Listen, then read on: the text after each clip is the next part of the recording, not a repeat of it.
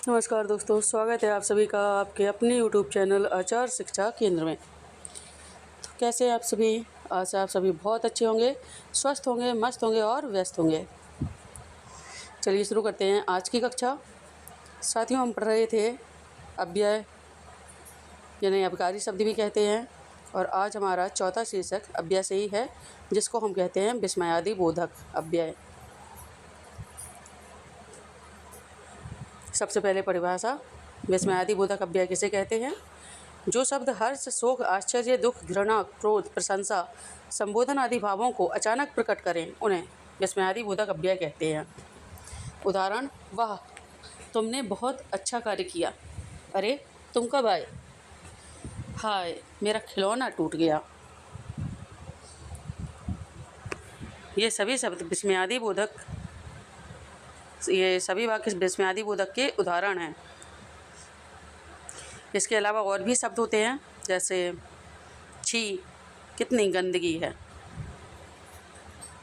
शाबाश, तुमने बहुत अच्छा काम किया। शोक के लिए भी हाय हाय हाय हाय राम जैसे शब्द आते हैं। आश्चर्य के लिए अरे आदि शब्द आते हैं। विशेषताएं होती हैं। विस्मयादि बोधक अव्यय की विशेषताएं हैं कि अचानक मन के भावों को प्रकट करते हैं, अर्थात मन में अचानक आए हुए भावों को प्रकट करते हैं। इनका किसी शब्द से व्याकरणिक संबंध नहीं होता। इनके बाद प्रायः विस्मयादि बोधक चिन्ह लगाया जाता है।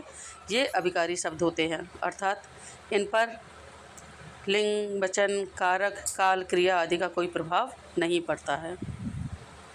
भावों के आधार पर वेद के प्रमुख भेद दिए हैं और कुछ उदाहरण भी दिए हैं।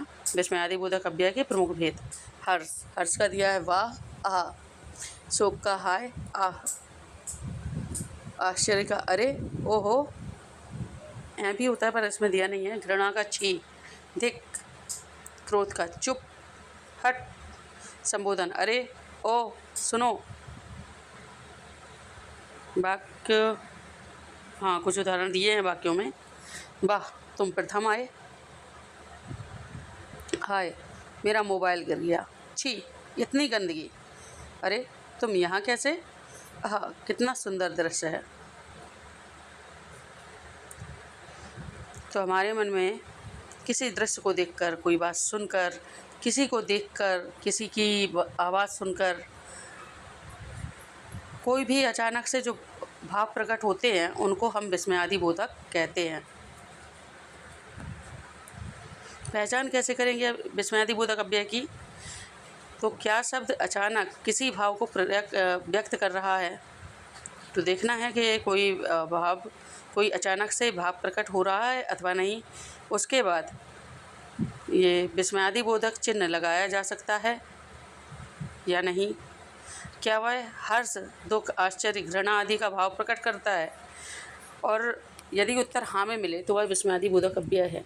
इसके अलावा हमने अभी पढ़ा था, जहाँ पे संबोधन होता है वहाँ भी विस्मयादि बोधक ही रहता है।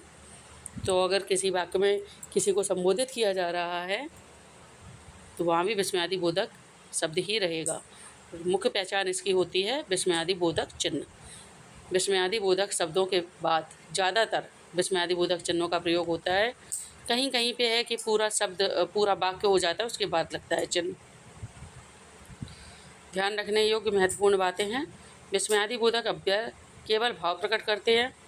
ये किसी शब्द को जोड़ते नहीं हैं। जोड़ने का काम तो जो कल हम पढ़ रहे थे ना, समुच्चय बोधक, वो करते हैं। इनका रूप नहीं बदलता। तो जाहिर सी बात है, ये अभिकारी शब्द हैं, तो इनका रूप कभी भी नहीं बदलता है। विस्मयादि बोधक अव्यय, इसमें आपके लिए क्विज है और उत्तर आपको शाम की क्विज में मिल जाएंगे, 9 बजे वाली क्विज में मिल जाएंगे। तो अभी देखिए, ये आपका क्विज है। वाह, तुमने बहुत अच्छा चित्र बनाया। हाय, मेरा खिलौना टूट गया। छी, यह कितनी गंदी जगह है। इन सभी में आपको विस्मयादि बोधक अव्यय शब्द कौन सा है वो छांट करके लिखना है। उत्तर बताएंगे आपको रात में 9 बजे। तब तक के लिए स्वस्थ रहिए, मस्त रहिए और व्यस्त रहिए। तो मिलते हैं प्रश्नोत्तरी में रात 9 बजे।